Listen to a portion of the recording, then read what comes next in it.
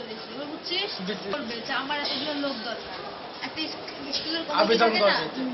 তো ওটার আবার হেড থাকে না তো সেটাই হচ্ছে চিফ ইন্সপেক্টর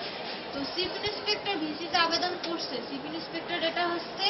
অ্যান্সার দিবে যে আপনাকে আমি এতজন দিতে পারবো এতজন দিতে পারবো না যদি ভিসিতে 135 জন ভিসি যদি চিফ ইন্সপেক্টর তো ওনার 100 জন দিল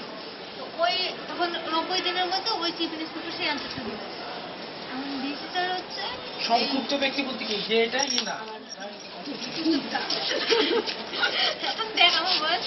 এখন ভিসিটার ওই 100 জনের যে বরাদ্দ দিছে ওটাতে ভিসিটা সন্তুষ্ট না 135 জন গার্লফ্রেন্ড বন্ধু সাইকেল সে হচ্ছে উনি দীপঙ্কর উনি হচ্ছে তখন হচ্ছে আপিল করতে দীপঙ্কর বাচ্চা লোক বুঝছিস যে আমি 135 জন চাইছি আমি 130 জন আমি দিতে চাইছি সে এটাতে সংক্ষুব্ধ মানে কি সে মানে সন্তুষ্ট না